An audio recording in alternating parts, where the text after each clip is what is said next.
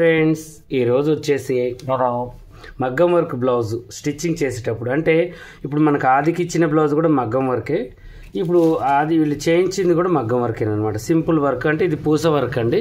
కొంతమందికి ఏంటి అంటే కడదాన అంటే ఇష్టం, కొంతమందికి థ్రెడ్తో వేసే అంటే ఇష్టం, కొంతమందికి ఏంటంటే పూసలతో వేసేవి ఇష్టం ఉంటాయి అన్నమాట. ఈ పూసలతో వేయడం వల్ల ఏమవుతుందంటే క్లాత్కి బరువు ఎక్కువయ్యి మనం స్టిచ్చింగ్ నార్మల్ బ్లౌజ్కి ఒక రకంగా ఉంటుంది, ఈ పూసలు వేసి కుట్టిన దానికి ఒక రకంగా ఉంటుంది అనమాట. అలాంటి వాటికి ఎక్కువగా ఏంటి అంటే భుజాల దగ్గర ప్రాబ్లం రావడం, మనం ఎంత నీట్గా కట్ చేసినా భుజాల దగ్గర ఏమవుతుందంటే జారినట్టుగా ఉండడం. ఇప్పుడు ఈ అమ్మాయికి బ్లౌజులన్నీ మంచిగానే ఉంటాయి, ఈ మగ్గం వర్క్ బ్లౌజులు ఒక్కటే కొంచెం ఇలాంటి ప్రాబ్లం వస్తుంది. అప్పుడు థ్రెడ్స్ పెట్టాల్సి వస్తూ ఉంటుంది. థ్రెడ్ పెట్టకపోయినా కూడా భుజాలు కరెక్ట్గా ఆగేటట్టుగా నేను ఈ వీడియోలో మీకు చూపిస్తాను. అది బ్యాక్ పార్ట్లో ఉండదండి, ఆ తేడా అనేది ఫ్రంట్ పార్ట్లో ఉంటుంది.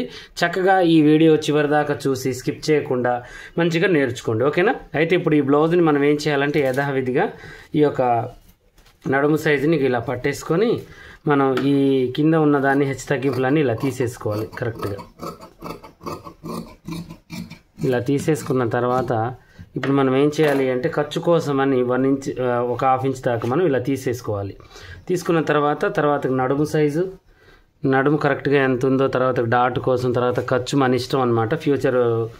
ఫ్యూచర్ని బట్టి మనం లావ్ అవుతాము అనుకుంటే కొద్దిగా ఎక్కువ, ఇంకా పర్లేదు అనుకుంటే అంతే నార్మల్గా పెట్టుకోవాలి. ఈ నెక్ కూడా ఖర్చులు అనేవి కరెక్ట్గా చూసుకోవాలి. ఖర్చు అనేది పై వైపు కింది వైపు కూడా ఖర్చు అనేది పెట్టుకోవాలి. ఇప్పుడు కప్పు పొడవులో కూడా మనం కింది వైపు పెట్టాం కదా, పై వైపు కూడా ఖర్చు అనేది పెట్టాలి.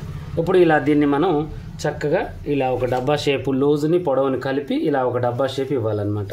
ఇచ్చిన తర్వాత ఇప్పుడు నెక్ యథావిధిగా మనం 2 ఇంచెస్ పెట్టేసాము. ఇక్కడ 2 ఇంచెస్ నెక్ పెట్టిన తర్వాత ఇప్పుడు ఇది నెక్ కట్ చేసేది లేదు కాబట్టి మనం దీన్ని ఏమీ అంత ప్రాబ్లం ఏమీ ఇది కాదు. మనం కుట్టుకునేటప్పుడు కాటు పెట్టుకుని కుట్టుకోవాలన్నమాట. వెనకది అందుకని నేను వెనక ఏంటంటే 2 ఇంచెలు పెట్టి ఇక్కడ 3 ఇంచెలు పెట్టినా కూడా మనం వర్క్ చేసేటప్పుడు అది పెట్టించుకోవాలి. ఇప్పుడు స్టిచ్చింగ్ కటింగ్ చేసుకునేటప్పుడు కూడా ఈ గుర్తులు అనేవి పెట్టుకోవాలి. ఇక అప్పుడు మనకి కరెక్ట్గా సెట్ అవుతుంది అనమాట. ఇటువైపు ఖర్చు అనేది వదలాలి. తర్వాతకు వచ్చేసి చంక కింద భాగం, దీన్ని కూడా సేమ్ ఖర్చు కింది వైపు చంకలో ఇలా కూడా వదులుకోవాలి. వదిలేసిన తర్వాత ఇది ఇలా మనం గీసేసుకోవాలి. ఇది వచ్చేసి నెక్, ఇది వచ్చేసి చంక భాగం, ఇది వచ్చేసి బాడీ లూజ్, బాడీ పొడవు, 4 పార్ట్స్ వచ్చేసాయి.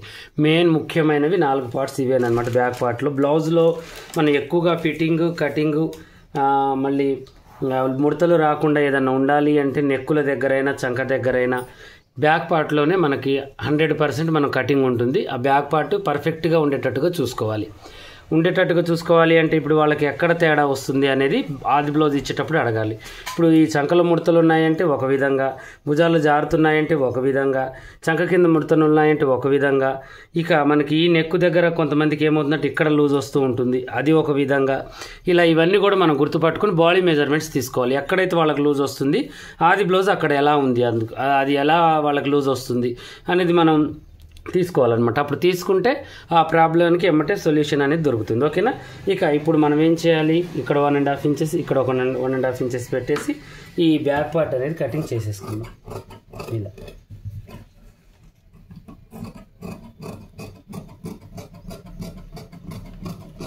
ఆమ్ హోల్ అనేది కరెక్ట్గా తీసుకోవాలండి, రౌండ్గా. డీప్ని బట్టి ఆమ్ హోల్ లోత్ అనేది తీసుకోవాలి.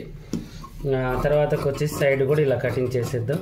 చేసిన తర్వాత ఇప్పుడు మనం ఖర్చులకి ఇటు కింది వైపు ఒక 2 ఇంచెస్, పై వైపు ఒక 2 ఇంచెస్ పెట్టేసి ఇవి రెండింటి సెంటర్ మధ్యలో డాట్ కోసం పెట్టేసిన తర్వాత నెక్ దగ్గర మగ్గం వరకు మనం ఎక్కడి వరకు అయితే వేస్తాం కుట్టు అక్కడ కాటు పెట్టుకోవాలి. ఇప్పుడు ఇంతవరకు అయితే బ్యాక్ పార్ట్ అయిపోయింది. ఇప్పుడు ఫ్రంట్ పార్ట్లో ముఖ్యమైనది ఏంటి అంటే అది కూడా చూపిస్తాను చూడండి. ఇంక ఇది ఇలా పెట్టేసి ఇప్పుడు మనం ఏం చేయాలి అంటే చక్కగా ఇంక చూడండి ఇలా పెట్టుకొని ఇప్పుడు ఈజీగా మనం దీన్ని ఇలా పెట్టుకొని తర్వాతకి ఇప్పుడు మనం ఎంతైతే మలవాలనుకుంటున్నామో అంత మనం ఈ యొక్క డాట్స్ని మలుచుకోవాలన్నమాట. అంటే మన ముందు వేస్తాం చూడండి ఫ్రంట్ పార్ట్, మెయిన్ డాట్ దగ్గరికి మలవాలి. ఇప్పుడు ఫ్రంట్ పార్ట్ని ఇలా చెక్ చేసుకోవాలి. ఇలా చెక్ చేసి ఒకసారి మళ్ళీ కొంచెం పైకి ఇలా పెట్టాలి. ఇలా పెట్టేసిన తర్వాత దీన్ని ఇలా గీసుకొని మళ్ళీ ఒకసారి ఇది చెక్ చేయాలి, కరెక్ట్గా ఉంది. తర్వాతకి ఈ చంక కింద భాగాన్ని కూడా మనం ఒకసారి సెట్ చేసుకోవాలన్నమాట. ఇది కూడా కరెక్ట్గానే ఉంది. ఇంకొంచెం పైకి చేసుకున్నా కూడా పర్వాలేదు, మనం పైకి చేయాలన్నమాట. చూడండి ఇలా పెట్టేసి ఇప్పుడు ఇదేంటి అంటే క్లాత్ కొంచెం మనకి షింకిద్ది అనుకుంటే మాత్రం కొద్దిగా పెట్టేసుకోండి. ఇక లేదు కరెక్ట్గా పెట్టాలి అనుకుంటే ఇక ఇలా చంక భాగంలో కూడా మనం ఇలా పెట్టేసుకోవాలి. ఇలా పెట్టేసిన తర్వాత ఇప్పుడు మనం డ్రాయింగ్ వేయాలి. ఇప్పుడు ముందు పార్ట్లోనే అసలైనది ఉందని చెప్పాను కదా నేను, అందువల్ల డ్రాయింగ్ వేయాలి. డ్రాయింగ్ లేకపోతే మాత్రం కరెక్ట్గా మనం కట్ చేసేసుకోవచ్చు, తప్పు లేదు. ఓకేనా? ఇప్పుడు ఇలా వేసేసి దీన్ని కూడా సేమ్ ఇలాగే దీని పక్కనే వేసుకోవాలి. తర్వాత ఇది ఇటువైపు వేసేయాలి. వేసేసిన తర్వాత ఇది ఇక్కడికి గుర్తు పెట్టేసి ఇది ఇలా వేసుకోవాలి. ఫ్రంట్ పార్ట్ అనేది అయిపోయింది. ఇప్పుడు ఈ ఫ్రంట్ పార్ట్లో మనం చేయాల్సింది ఏంటి అంటే ముఖ్యంగా ఇప్పుడు భుజాలు మనకి జారుతాయి ఇక అనుకున్నట్టు వెనక మనకి ఆ బొందులు అవసరం లేదు అన్న వాళ్ళకే ఈ టిప్ పనికి వస్తుంది అనమాట. ఇది బాగా గుర్తుంచుకోండి. ఇప్పుడు ఫ్రంట్ పార్ట్ని మనం కొంచెం ఇటు జరపాలి. ఇది ఇక్కడ చూడండి, అంటే ఒక ½ ఇంచ్ ఇక్కడ ½ ఇంచ్ ఇక్కడ జరిపి ఈ యొక్క రౌండ్ని చిన్నగా మనం ఏం చేయాలంటే దీంట్లో కలుపుకోవాలి యథావిధిగా. ఇప్పుడు దీన్ని మనం ఏం చేయాలంటే దీంట్లో కలపాలి. ఇలా ఈ ప్లేస్ భుజాల మీద ప్లేస్ ఏమవుతుందంటే మెడల దగ్గరికి వచ్చేటట్టుగా చేస్తుంది. ఇది ఒకటి మనం మార్చుకొని చేసుకుంటే ఇక ముందు మెడ ఏం చేస్తుందంటే వెనక భుజాలు జారకుండా ఆపుతుంది అనమాట. ఓకేనా? ఇలా మనం కటింగ్ చేసేసుకోవాలి కరెక్ట్గా. ఇలా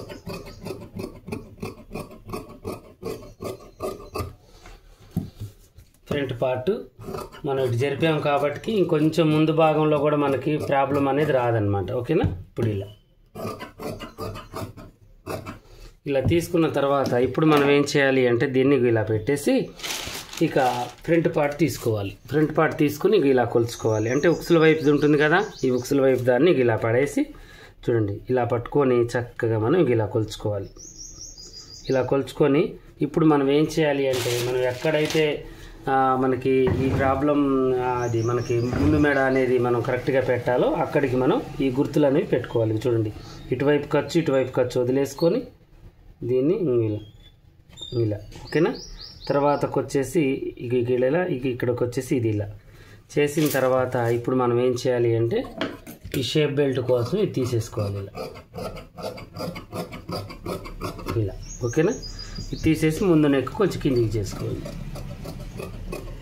ఈ చిన్న టిప్ తెలుసుకుంటే మీకు ఇక బొందులు లేకుండానే వెనక పార్ట్ చక్కగా సెట్ అయిపోతుంది. మీకు ముందు భాగం ఏం చేస్తుందంటే మీకు రౌండ్ వచ్చినట్టు వస్తుంది, టైట్ పట్టేస్తుంది అనమాట. భుజాలు జారకుండా ఈ భుజం మీద మనకి టైట్ పట్టేసే అవకాశాలు ఉంటాయి అలా తగ్గించుకోవడం వల్ల. ఇప్పుడు మనం ఏం చేసాం, క్లాత్ పన్నా మీద పన్నాని ఒత్తామన్నమాట. అంటే ఇప్పుడు ఈ నెక్లో పన్నాతో మనం పన్నా ఉంది కదా, ఇది క్రాస్ సాగే అవకాశం ఉంటుంది. ఈ క్రాస్ వల్ల ఏమవుతుందంటే లూజ్ వదిలిపెట్టి ముందు భాగం సాగి వెనక దానికి పట్టు లేకుండా భుజాలు జారడానికి తోడ్పడుతుంది. అదే మనం దీన్ని ఇక్కడ ఒత్తామనుకోండి, ఒత్తడం వల్ల ఏమవుతుందంటే ఇది సాగినా కూడా కరెక్ట్గా భుజాల మీద ఆగిపోయి అప్పుడు భుజాలు జారకుండా ఆగిపోతుంది అనమాట. ఇప్పుడు ఇది చిన్నదంటే మనకి జాయింట్లు వేసుకోవాలండి కరెక్ట్గా. ఇది అంత ఏం లేదు, జాయింట్లు వేసుకునే లేదు, ఖర్చులలోకి వెళ్ళిపోతుంది అనుకుంటూ వదిలేసుకోండి. ఓకేనా.